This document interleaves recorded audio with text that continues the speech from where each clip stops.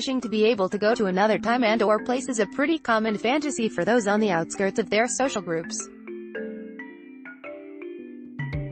The entire genre of time travel romance could be said to have sprung up around it, as well as the continued love of such books as C.S. Lewis' The Chronicles of Narnia. While some of us may have spent our childhoods walking into closets, wardrobes being in short supply, Meiji Tokyo Renka offers a combination of the adult time travel romance fantasy and the children's version with its young adult take on both genres. Based on the Odom game of the same name, not available in English as of this writing, this story follows high school student May as she is sent back to the mid-1880s by a stage magician calling himself Charlie. May's been relatively unhappy ever since elementary school, when she learned the hard way that not everyone could see or hear spirits and ghosts, and she was damned as creepy by her peers. Since that revelation, May's gone out of her way to avoid her old spirit friends, keeping the headphones on and the music up and trying to stay out of her classmates' way.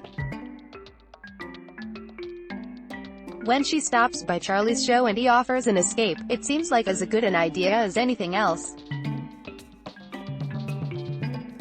What she doesn't expect is that she'll suddenly find herself in Meiji-era Tokyo, being helped into a carriage by author Ugai Mori and painter Scienzo Hishida, then whisked off to a ball at the Rokumeikan where she meets a variety of other Meiji-era greats, such as folklorist Lafcadio Hearn, policeman Fujita Guro, aka Hajime Saito, and other authors, actors, and statesmen. Eventually Charlie finds her and lets her know that she has a month here before he can send her back to her time, and May decides to just go with it. For history buffs, there's a lot of fun to be had here, even without the other charms of the show. The cast of historical characters is impressive, with the time chosen for May's journey meaning that all of them are still young and healthy without too much finagling on the story's part. The addition of the gorgeous Rokumeikan, a Western-style hall opened in 1883 but demolished in 1941, is an excellent period detail, but other little pieces are thrown out that may be more accessible to viewers as well. Chief among them is May's inability to grasp the difference in the value of the yen in her time versus in the Meiji period. She routinely shocks her new friends when she says something costs just 350 yen while they're eating an elaborate banquet that costs maybe 10 yen. She also can't put on a kimono or hakama, again surprising people, and her grasp of proper ladylike manners leaves something to be desired. That all of these things make May attractive to her suitors is par for the genre, but that bit of cliché doesn't detract from the story.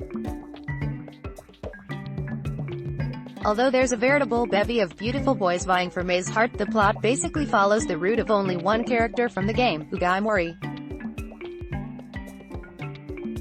This sets Scienzo up as the chief rival for May's affections, which in turn allows for a bittersweet quality that might otherwise have been saved for the end.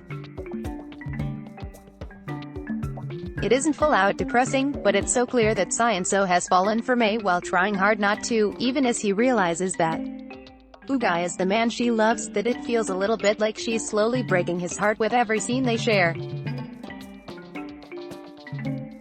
This is in part illustrated by using May's supernatural powers to help Scienzo find the black cat missing from one of his most famous paintings, Karoki Neko, which is a metaphor for him not overcoming his emotions, but rather accepting them.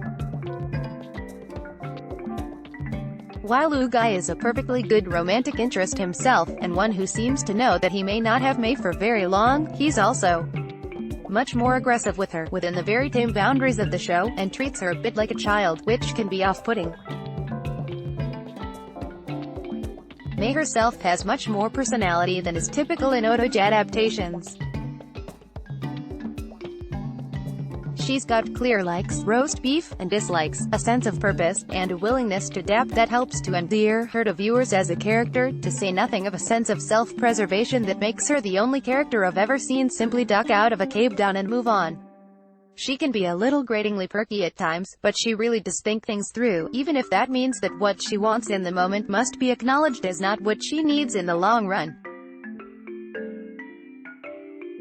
In some cases, that's just as well, since history tells us that many of the men in the show didn't live long lives, although that does mean that they missed the Great Kanto earthquake of 1923, so there's that. But since Meiji Tokyo Renka is selling us a fantasy, that's a bit of a mixed bag.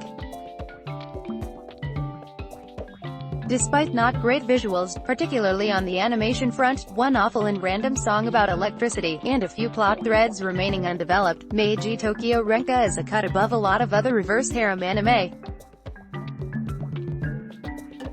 With a heroine with a personality, more than a nod to history, and two main romantic interests who are both appealing, this is a genuinely entertaining show. If you're looking for a good Otome story, this more than fits the bill. Let's block ads. Why?